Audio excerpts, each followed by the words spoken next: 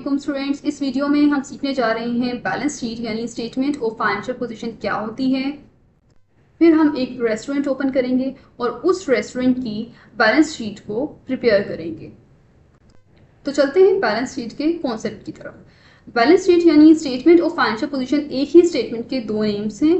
वो कंट्रीज जो international financial reporting standards को फॉलो करती हैं वो इसे स्टेटमेंट ऑफ फाइनेंशियल पोजीशन कहती हैं, और वो कंट्रीज जो इसको फॉलो नहीं करती वो इसे बैलेंस शीट कहती हैं। Balance sheet usually America name use करता है और statement of financial position Pakistan और इंडिया में यूज़ किया जाता है।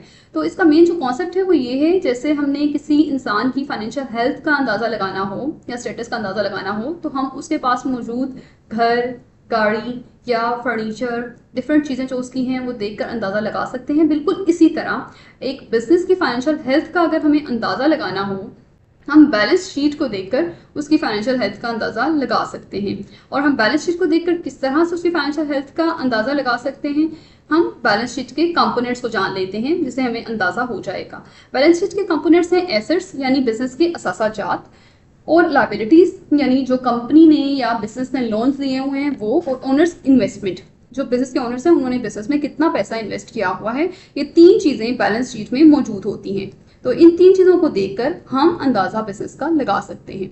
और इसके अलावा बैलेंस शीट की इम्पोर्टेंस जो है वो ये है कि हमने अगर कंपैरिजन करना हो बिजनेस को एक पीरियड से दूसरे पीरियड का कंपैरिजन या कंपिटिटर से कंपैरिजन, तो हमें बैलेंस शीट वो फिगर्स देखती है जिसको देखकर हम कंपैरिजन कर सकते हैं और मजीद अपने बिजनेस को बेहतर बना सकते हैं। फिर इन्वेस्टमेंट, अगर किसी ने हमारे बिजनेस में इन्वेस्ट करना हो या हमने किसी के बिजनेस में इन्वेस्ट करना हो, जब तक हम उस बिजनेस के एसेट्स, लायबिलिटीज़ या इन्वेस्टमेंट टोटल कितनी है ये नहीं देखेंगे तो हमें अंदाज़ा नहीं हो सकता कि हमें इन्वेस्ट करना चाहिए या नहीं।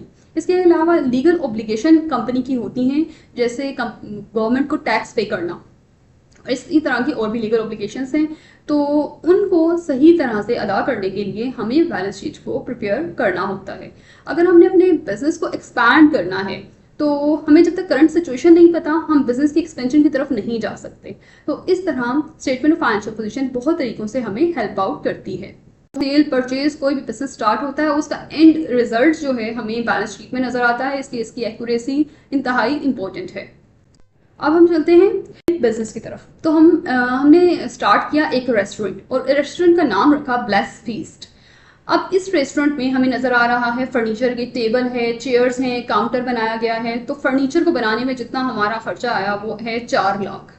ठीक है, तो 4 लाख। इसके बाद स्टॉक है, तो स्टॉक हम कहते हैं हमने ग्रॉसरी, ये जो खाना बना हुआ है इसके लिए हमें ग्रॉसरी करनी है। कुछ ग्रॉसरी हम एडिशनल करके रखते हैं ताकि अचानक ऑर्डर आ जाए तो उस ऑर्डर को हम मीट कर सकें।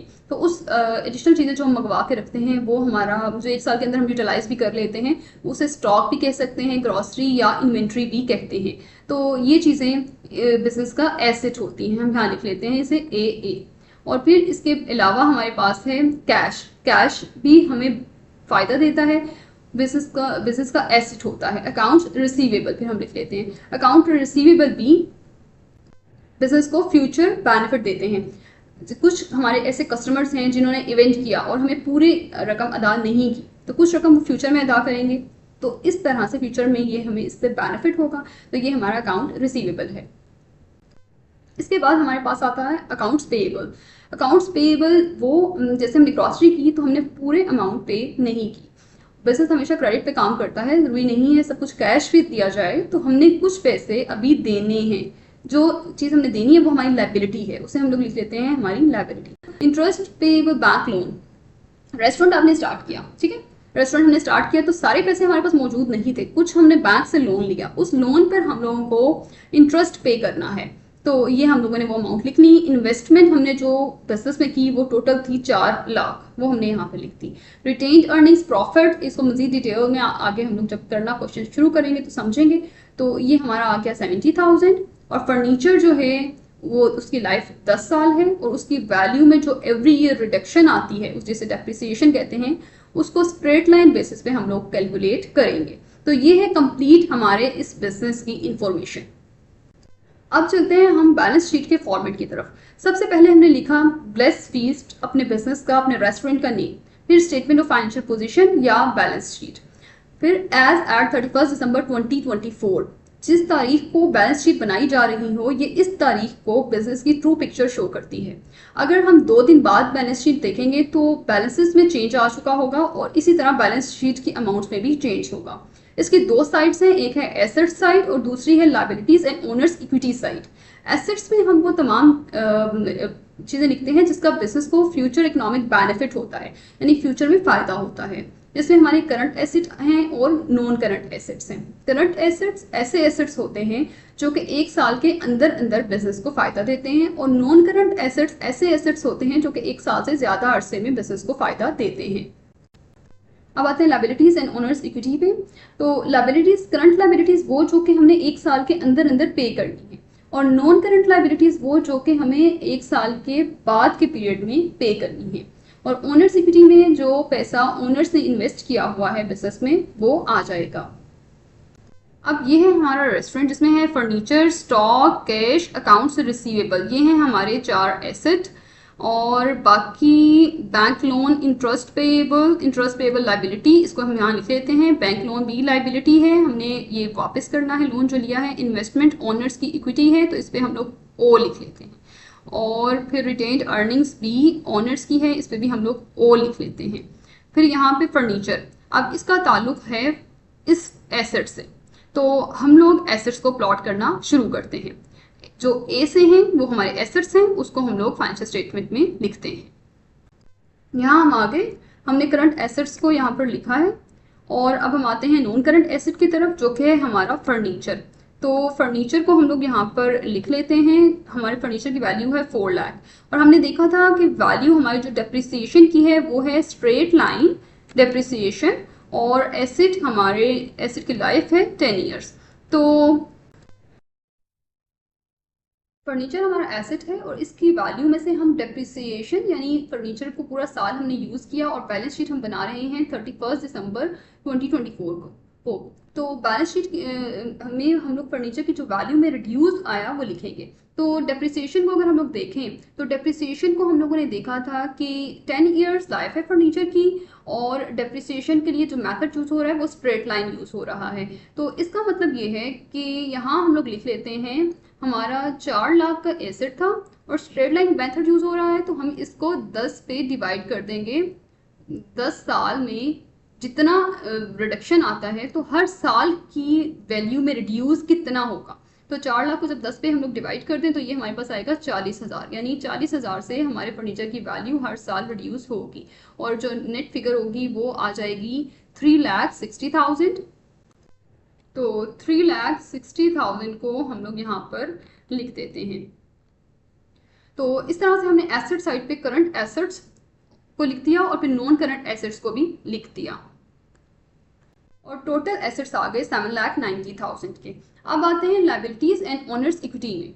वो लायबिलिटीज जो कि हमने 1 साल के अंदर अंदर पे करनी है यानी करंट लायबिलिटीज, उनको हम लोग पहले देखते हैं। यहाँ है हमारे अकाउंट्स पेएबल जिनसे हमने सामान लिया, स्टॉक लिया या हम लोगों ने ग्रॉसरी खरीदी, उनको हमने 1 साल के अंदर अंदर उसके पैसे पे करने हैं। वो है यहाँ पर 1 लाख, ये है हमारी करंट लायबिलिटी, ये हमारी करंट लायबिलिटी आ गई।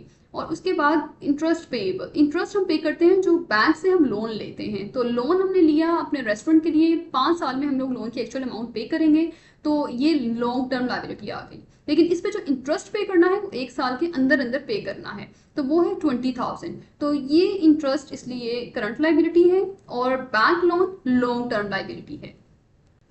तो यहाँ हम लोग ये इंफॉर्मेशन लिख देते हैं। करंट लायबिलिटी आ गई और नॉन करंट लायबिलिटीज भी यहाँ पर हमने लिख दी। इसके बाद है ऑनर्स की इन्वेस्टमेंट, यानी जो हमने रेस्टोरेंट स्टार्ट किया तो हमने पैसे जो इन्वेस्ट किए हैं वो है 4 लाख। और इसके अलावा है retained earnings. Retained earnings actually कहते हैं उस पैसे को जो कि जैसे हमने इन्वेस्ट किया, हमारे साथ हमारे फ्रेंड ने इन्वेस्ट किया जो कि बिजनेस में इन्वेस्टर है और इन्वेस्टर्स को पे किया जाता है डिविडेंड। डिविडेंड की डिटेल्स हम अगली वीडियोस में देखेंगे।